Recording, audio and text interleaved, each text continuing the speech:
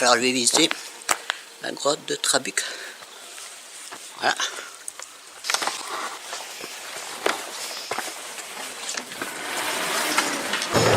Là, nous sommes dans un véhicule, dans un 4x4. Le vieux C15. Ah ouais, il est séquence du Seigneur. Il est authentique celui-là.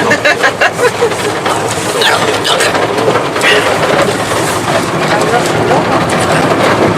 ça roule. Si on a un accident, il faut presser les deux gardes. De toute manière, Ah ouais, c'est le genre, ouais. Ça te dérange pas si je filme? Pas du tout, non. C'est plus le montage qui va faire qui va être dérangeant. Tu ne Oh, connais c'est- pas? C'est là, à droite. Ah, il fait beau, hein? Il y a du soleil.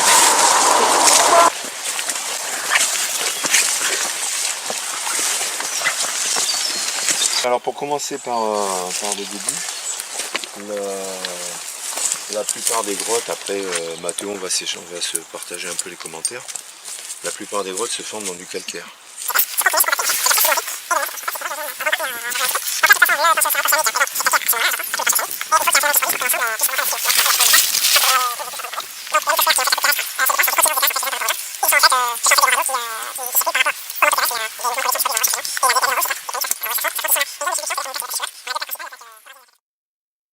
Déjà, chaque trou ne communique pas avec la grande grotte, la Trabuc 1. Et c'est 1, 2, 3, 4, 5, 6 jusqu'à 12.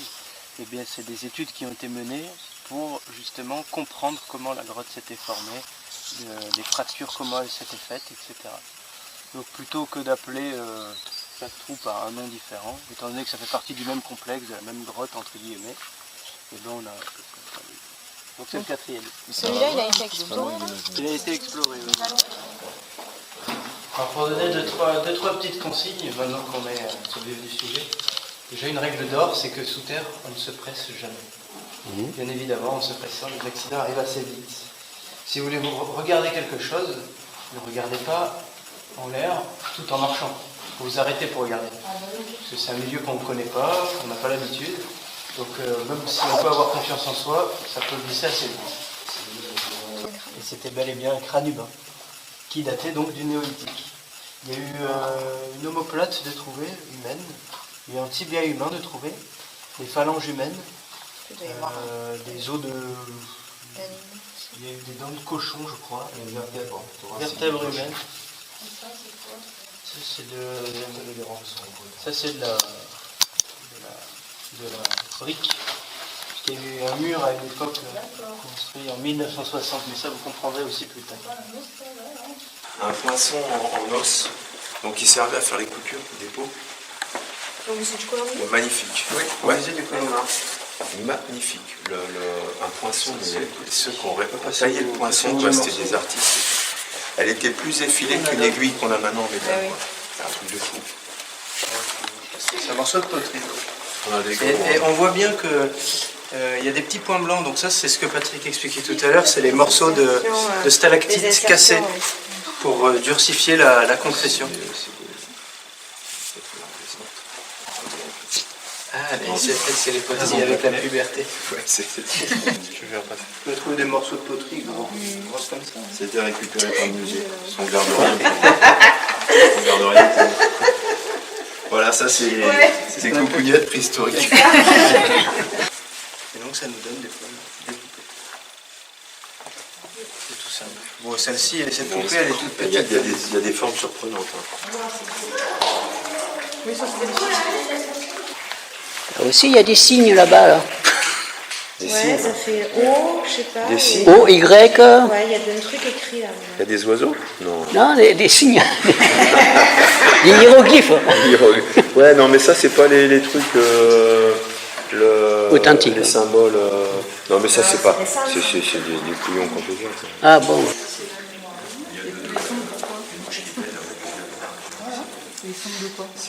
Là,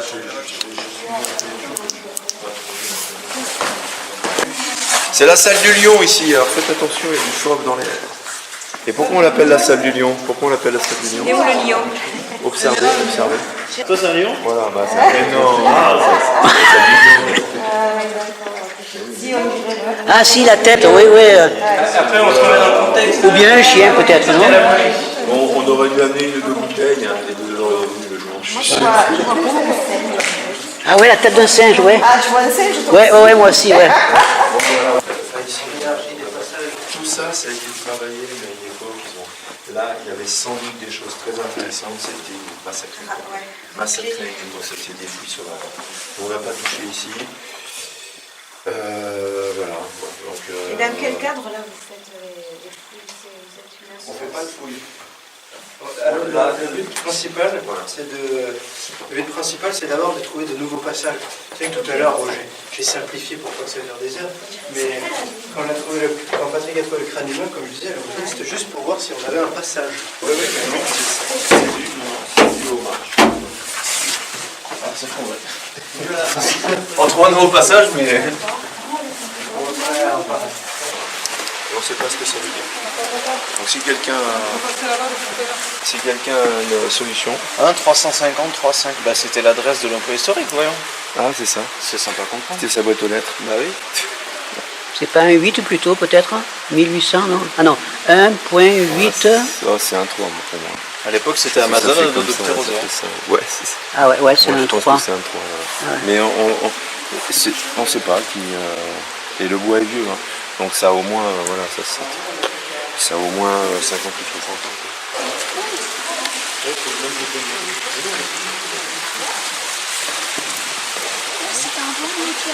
Les squelettes de l'époque avec leur lampe à carbure. Ah ouais, c'est ça qui fait la Enfin, c'est nul aussi, quoi. Enfin, voilà, je sais pas, c'est... voilà, quoi. Ça, après, on dit, ouais, les gens, machin, tout ça, nana, bon, on va dire, ouais, ils connaissent pas le milieu, tout ça. Mais les spélos, franchement, je vois pas l'intérêt, quoi. Il y a eu une certaine époque. Il n'y a rien non plus. Il n'y a rien là? On a creusé. Comme ça, c'est le fait Et pardi, exactement. Voilà. Voilà. Mais pour la science, il faut bien y aller. C'est ça. Pour la recherche. On laisse aller Les jeunes, les ouais. jeunes, voilà, parce que il y a plus d'avenir.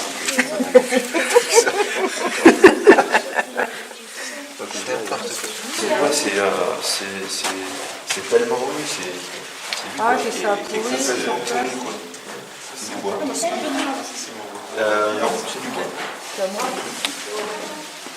Et voici donc l'estrange ladour. Ça, c'est un vestige des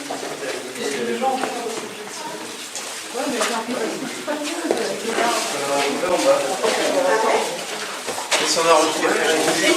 La bougie, ouais. C'est une bougie préhistorique. À l'époque, ils avaient des bougies préhistoriques. C'est vrai que ça fait confusion. Ça va être... Arthur, tu les mets en biais? Non, ouais, comme ça. Là, tu risques pas de glisser, alors que les pieds, quand ils sont parallèles, tu glisses. Tu peux glisser. Voilà.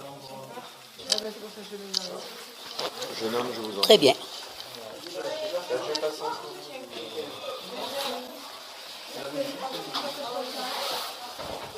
C'est une ancienne bougie qu'on a trouvée, je sais pas, dans le coin. Pourquoi? Non, c'est pas pourquoi. Je peux pas avancer. Il y a du monde dans cette voiture.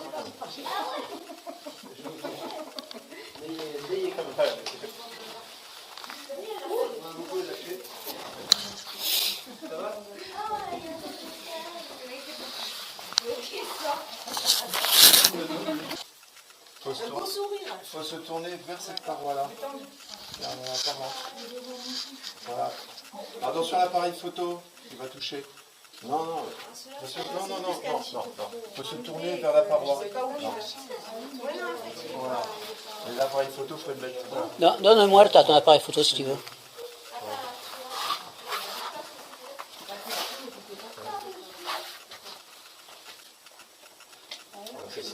C'est plus prudent. Ouais. Voilà. Et il faut se tourner face à la paroi, celle-là. Voilà. Et si tu regardes bien, pour les mains, ici c'est l'idéal. Et c'est pas très haut. Donc voilà. Ça va. Ici, là, mais de toute façon, c'est pas très haut. Donc si tu te laisses glisser gentiment, tu vas toucher le sol. Et comment on fait pour remonter après? Pareil. Pareil. Alors on passe par là. Voilà. Ou alors on va peut-être passer par ailleurs d'ailleurs. Pardon Une échelle Échelle payante, non, on n'en a pas. Non, on va pas faire ça existe. Non, ben,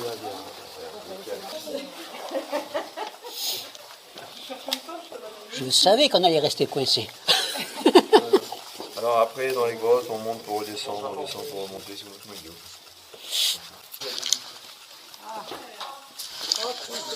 Donc on repassera par là.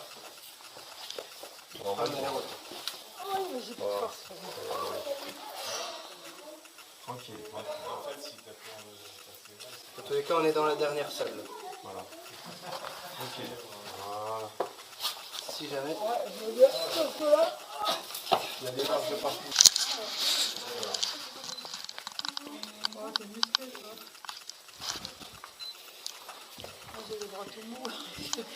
Ah, si tu as des petites jambes, tu restes là.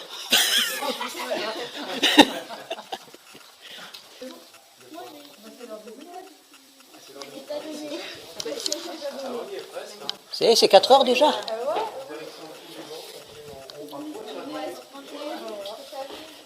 Je suis sûr qu'il y a une machine à café là-bas au bout. Ah non, mais 4 heures, c'est 4 heures, hein, c'est pas 5 heures. Hein. Des gens un peu stressés,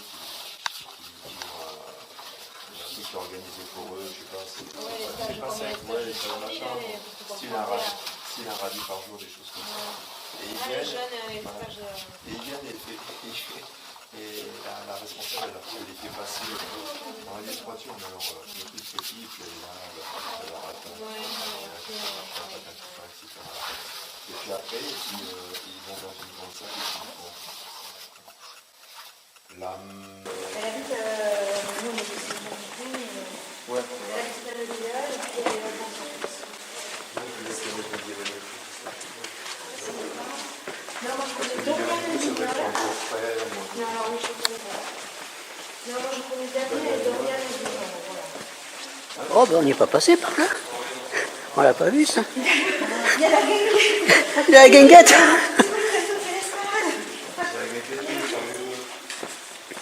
Il avait raison, il y a le 4 heures. Là, on peut se perdre, il y a de quoi manger. Et parce que même 3 semaines après, quand je voyais que d'un truc, c'est d'y retourner. Je voyais pas la sens de mon village. J'en ai marre de se plaigner. Oui, Ouais, vraiment, je supportais pas. Ouais, ça c'est très Mes collègues qui se plaignaient pour des plannings, moi j'avais vu des morts. Et je me sentais Le Ricard, ça remet tout en question. Même quand tu vois Parce que si on met de l'eau ici, du dans pâté. le milieu du chemin, ça va pas trop sécher. et effectivement, tu finis par relativiser Sardines. quand tu regardes tout ça. Moi je relativisais tout, je peux te dire, j'avais des fissures à ma maison. Quand je suis rentrée, je les voyais plus. Moi, je suis, voilà, je trouve que c'est super enrichissant. Et ce qui est super enrichissant. Regarde, t'as un ours si tu veux photographier là. Enfin, c'est pas un ours, c'est je sais pas trop quoi. J'ai vraiment un plaisir de voir ça. C'est un dessin. Et je me sens, comment dire, Ah, là, il y a une tortue là. Une tortue, un bonhomme.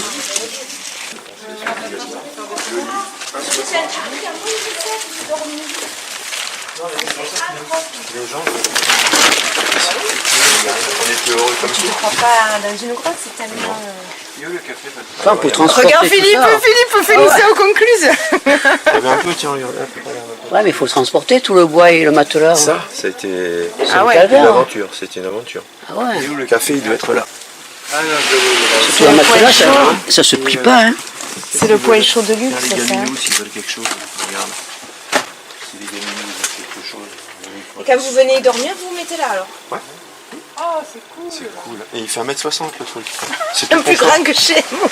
Non mais c'est cool quoi. C'est comme dans le fourgon, le matelas il est plus grand que celui Ouais. qu'on a à la maison. Il y a un petit équilibre chez Guillaume. Il y avait des températures à Ça, c'est du caca de chauve-souris en par noir. exemple, et comme dans les mines c'est saturé. Et les températures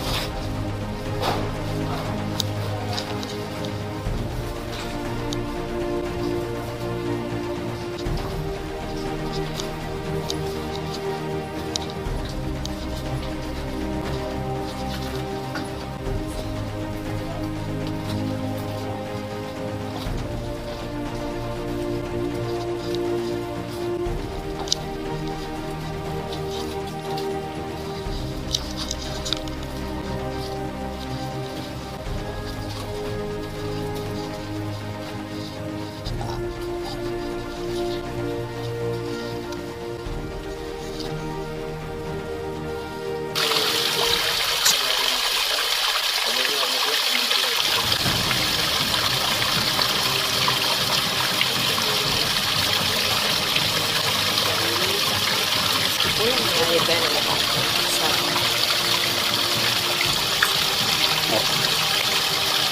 Ça a presque plus le fil. ouais. C'est une lumière jaune.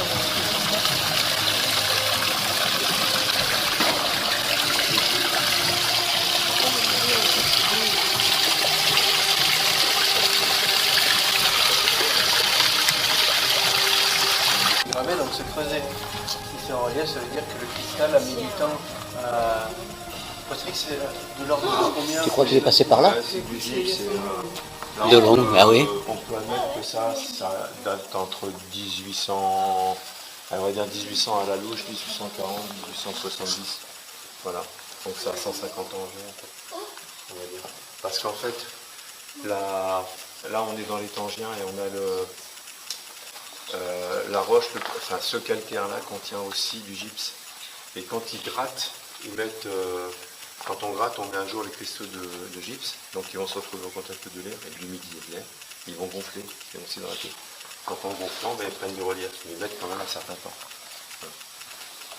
Alors c'est dommage parce qu'il y a des grottes où les gens mettaient aussi leur profession, et voire même où ils habitaient. Et ici, c'est pas le cas, il y a une inscription, non, il y a deux inscriptions, je crois. Un dans le couloir, ce qu'on appelle le couloir de l'impasse, et un dans ce grand couloir, où il y en a un qui était tailleur de pierre, et l'autre, je crois qu'il était peintre. Voilà. Mais il était peintre, alors lui, c'était un peintre qui était en Suisse. Il est venu de là-bas. Il aurait pu nous faire des peintures. 1865. Ils se sont appliqués. Après, j'ai photographié tout ce que j'ai pu. Remplir 50 critères du genre pas fumer, pas avoir de vie amoureuse, pas craindre le froid, la chaleur, l'humidité, bref. Il y a eu 300 candidatures sans que les gens sachent pourquoi ils avaient joué. Et une seule personne est tirée au sort, Jacques Vesside. Jacques Vesside est conduit dans une pièce, il est endormi, il ne savait même pas d'ailleurs qu'il allait être endormi dans ces conditions, parce que les journalistes lui posaient des questions. Derrière Jacques Vesside, il y avait des médecins, ils lui mettent l'anesthésiant, pouf, il s'endort. Et il se réveille ici. Donc ça s'est passé à Paris, hein, l'endormissement. Il se réveille ici. Ils ont dû mettre une dose de... Oui, c'est des médicaments qui sont interdits aujourd'hui. Je sais même plus ce que c'est. Et il se réveille dans une tente avec à peine de quoi manger, de très faible lumière. Et le but de ce jeu, c'est de trouver le tunnel artificiel tout en haut. Là. Et il est tout seul. Chaque soir, il doit répondre à des coups de téléphone que Europe 1, parce qu'il y avait le câble téléphonique relié à l'antenne naturelle.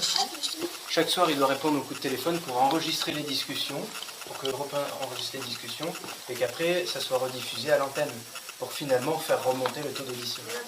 Et l'entrée naturelle avait été murée, parce que sinon c'est trop facile de suivre le câble téléphonique et de ressortir la bande. Donc voilà, donc Jacques Vesside... Mais il est resté combien de temps? Il avait 10 jours pour sortir. Ah, 10 jours. Quand il décroche le téléphone, on lui dit « Bonjour Jacques Vesside, vous êtes dans le sud de la France, dans les grottes de Trabuc, et vous avez 10 jours pour sortir. » Voilà. Il a gagné quoi? Il gagnait 40 000 francs. Ah, à l'époque. Mais je passe des détails sinon c'est trop long. 20 000. Et il aurait dû avoir 40, Non, mais il a empoché 20 000. Il aurait dû avoir 20 000. Il a eu 20 000 parce que... Non, il a eu 10 000. Non, il a eu 20 000. C'était... Je te dis qu'il aurait dû avoir 20 000. Il a eu pas 40 000. Et je l'ai relu le livre. Moi aussi. Moi, Il avait et tu me l'as donné, oui. 20 000. 40. Voilà. Parce qu'ils ont considéré qu'il avait... Devant témoin, je parie 1 million d'euros. 1 million d'euros, j'ai gagné 1 million d'euros. Mais lui, il ne pourra pas me les filer, de toute façon. C'est mort. Parce qu'il avait triché, bon, comme je disais, je passe des détails parce que sinon c'est trop long. Mais son campement a été changé de place pendant son parcours. Et les mineurs, donc, qui connaissaient bien la grotte, qui ont déplacé son campement, ils avaient oublié des grosses bobines de câbles téléphoniques. Donc Jacques Vesside, au lieu de faire des allers-retours chaque soir pour répondre au coup de téléphone, il se dit, je vais faire moi-même les rapports. Vas-y, ça fait cher.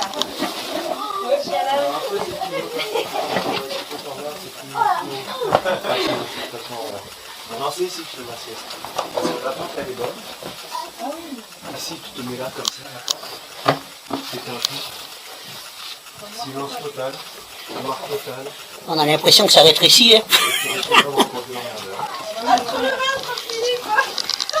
Voilà.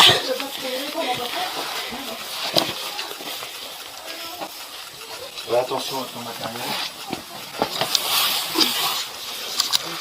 Qu'est-ce qu'il faut identifier là? Oh bordel.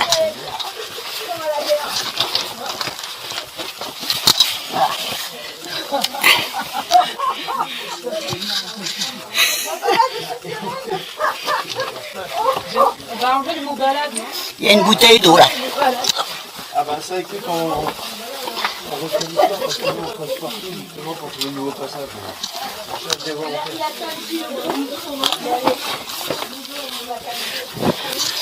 Mais d'ailleurs au lieu de la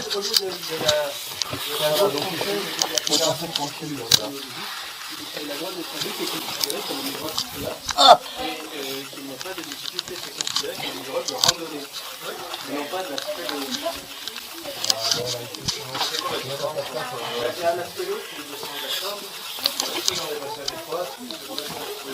Ouch, ouch. Aïe.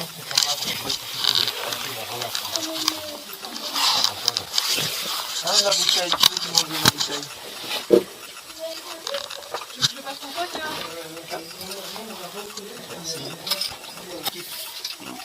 Voilà. Alors je vais la remettre si vous pouvez, parce qu'après j'ai besoin de revenir. Ouais. Voilà, ça c'est une bouteille de musique. Si vous pouvez l'éviter, sinon je la remettrai. Hein.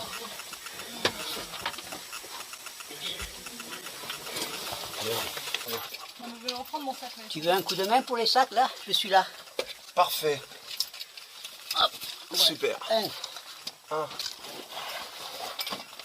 Ah si j'avais su, tiens, j'en ai deux petits pieds comme ça dont je me sers plus. J'avais su. Ah ouais, mais c'est Si très t'en bien. avais, je te les aurais filés. Ah. Voilà. Après ici c'est un passage assez particulier parce que si on veut ressortir de la grotte, si elle veut qu'on accepte qu'on sorte, il faut valider le passage. Alors on fait ça. Passage validé. D'accord, Comme ça. ça me va. Voilà. J'ai pas compris, j'ai pas tout vu, mais c'est pas grave. Tu fais un... Ouh, Voilà. comme ça. Ouh. Ah, ça. Ah ouais, mais faut que ça claque. Hein. Ah oui. Ça claque. Bah oui, bien sûr. Voilà. Il est petit, bon, il est timide, mais bon. Ah, c'est mieux. C'est bon, t'es autorisé à sortir. Ça me va. Ah bah non, j'aurais pas dû le faire alors. Et bien sûr. C'était le passage de... Attention, je vais valider. Oui, c'est ça. Voilà. Ah oui, moi c'est trop. Ah, c'est validé. Ah oui. Merci. C'est la droite. Comme l'autre. Comme Canada, tu fais la hâte. Bah regardez cette scène. Je pense pas que le reste parce que... Hein? C'est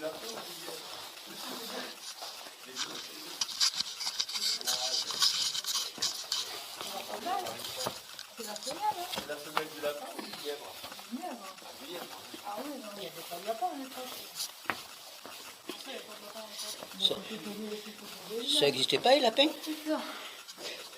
Ah, t'as failli faire une chute là.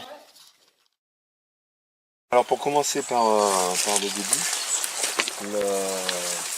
la plupart des grottes, après Mathéo on va se partager un peu les commentaires, la plupart des grottes se forment dans du calcaire. Voilà, donc la roche ici c'est du calcaire et c'est une roche qui se forme sous la mer. Donc quand on a du calcaire, ça veut dire qu'à un moment donné, à une période donnée de l'histoire de la Terre, on a eu la mer qui recouvrait ces régions et c'était beaucoup plus bas, c'était plus plat. Donc dans les mers, on a des coquillages, on a des coraux, enfin on a toute une vie animale qui va produire du calcaire pour fabriquer son squelette, sa coquille, etc. Et ces animaux, au fil des millions d'années, en mourant, vont tapisser le fond des mers, vont former des couches qui vont s'épaissir, devenir de plus en plus épaisses, se comprimer, se compacter en fait, se durcir, sédimenter et devenir cette roche. En fait, c'est une roche d'origine animale. En grande partie, je résume un petit peu. Donc là, de toute façon, le plancher océanique est donc fait de calcaire à ce moment-là, hein, j'entends, pas tous les planchers océaniques. Et il faut qu'il y ait un phénomène qui se produise pour que l'ensemble puisse remonter en altitude. Donc on appelle la tectonique des plaques. Je pense que vous en avez toutes et tous entendu parler. Donc la lithosphère, qui est en fait la croûte terrestre, se déplace. Donc les continents se déplacent en fait les uns par rapport aux autres. Ils sont en fait, ce sont en fait des grands radeaux qui circulent par rapport au manteau terrestre où il y a des mouvements de convection qui se produisent dans la roche en fusion. Et il y a des endroits où ces plaques tectoniques s'affrontent. À l'endroit où elles s'affrontent. Ici on a une zone de subduction, c'est-à-dire qu'on a une plaque qui va passer sous l'autre. On a deux plaques principales, la plaque eurasienne et la plaque africaine. Et à l'endroit où cette zone de subduction existe, et ben, ça a pour effet de soulever les fonds marins et de les faire grimper en altitude. Comme la roche n'est pas élastique, elle va se fracturer.